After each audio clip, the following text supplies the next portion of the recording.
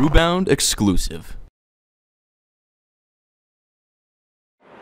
Chris here with Brewbound.com, and we've managed to catch up with Full Sail after their saloon. And we tried a few different years of black and gold, and it was delicious. So bouncing off from that, I'd just like to say, what is this event doing for you guys as a craft brewer, and what does it mean to you guys?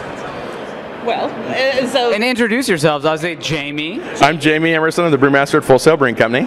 Irene Format, CEO and founder of Full Sail, and we're also married because we don't normally do this. I wouldn't do it if he was a brewmaster. We weren't married. But I think for somebody who's been one of the older craft breweries in the country, it's so exciting to see this level of acceptance and respect for beer, which certainly wasn't around back in the 80s. And it's just so cool to see the level of interest and the understanding of the passion that we've had for beer all our lives being put across with so many people. It's very cool. And I think it's a wonderful event when you can have all these different styles of beers and pair them with food and really get an interesting cross-section of brewing flavors and then food pairings. Right. And you see it going around the room. It's interesting. No, and it's great to see a brewery like yourselves that has been around for so many years. And I walk to another table and suddenly I'm with a brewery that has been around for a year and a half or 2 years. And it's really nice that all of you guys can sort of coexist in the same room, and you're all in it for the same goal. That said, where do you see craft beer in the next 5 or 10 years? Well, I think the challenge always is to honor the customer. The customer makes an investment in our product. We're asking them to pay more money for our beer, and we have to make sure the beer respects that and is worthy of that. And I think that's a challenge we all as brewers have to make sure that it's a level of quality and it's a level of consistent quality.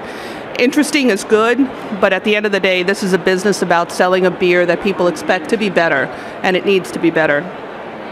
So, that said, various styles of beer. One of the things I'm actually really interested in now, I'd like to say that I am going to just throw it out there as the newest trend in craft beer. I don't think I'm the first to say it, but I want to push it. Session beers. Well, we make a session beer. Funny, I should ask that. Session? No, but you guys have long had a session beer, and now it's sort of starting to come to the forefront. Obviously, the trend before was to come to higher ABV beers, 8, 9, 10%, something that you're going to have a couple of at the bar and call it a night. Right. You go over to some of the other countries, and the idea is that you're going to be drinking for a while, and until you put the napkin on your glass, you're not done drinking. So session beers are becoming a lot more popular amongst U.S. craft brewers.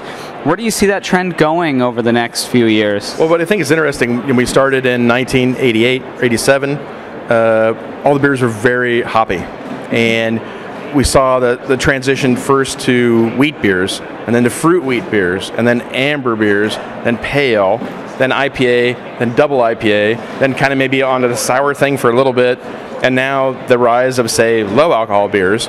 And it's interesting just to see the fact that people are looking for something that they want to have more than one of, which is great, but then that's also going to be a trend piece again, and what comes next, and what is going to capture the interest of the public. But does a session beer have staying power? Is the session beer going to be always relevant in a craft beer drinker's mind? I think it will, because to me the value of beer is the camaraderie piece. It's the sense that you can have 2 or 3 beers and hang out with your friends and still function. Harder to do that with cocktails, harder to do that with wine, and that piece about beer has been lost when you're talking about a lot of 10% beers. It's become like having cocktails, and so that sessionality of beer, I think, is a very big deal. But I want to make sure that it doesn't go back to not having complexity and flavor, because I think at the end of the day, that is what craft beer has brought to American beer. That complexity and flavor. You can have a lighter alcohol beer, a lighter IBU beer, but it still has to have layers of flavor, and I think that's a challenge. I also think that part of the brewer's art is the ability to have a portfolio of styles, that you can have something that is lower alcohol, an interesting beer, lower alcohol, but then also mid alcohol and high alcohol, and have something that complex, stylistically correct, drinkable. The majority of our beers that we make are essentially below, say, 6% alcohol. Right. And it's only the occasional ones that get above that. And those are all good drinking beers. You can have a couple. And so I think as part of the brewers, the fun, is that ability that you can have all these different styles to provide to someone and say, hey, oh, you don't want IPA? Well, I got a great amber. Hey, you don't want that much alcohol? I got something for you. And that's kind of what's so interesting about craft beer, that it's opened up this breadth of flavors and choices for all the different times that you want. It isn't just like I want a beer and this is a flavor profile. That's all it is.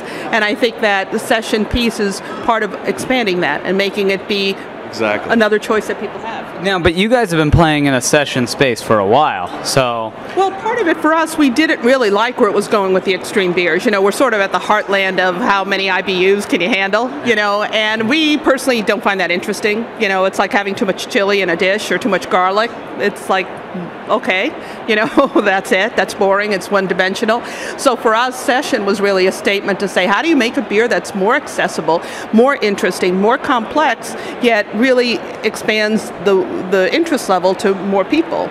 I think always having it be something that's kind of an endurance test shuts down the what craft beer could be to people. There are a lot of people out there with good palates and interesting a level of deep interest in good food and beer, and I think we want to be more open and welcoming to them.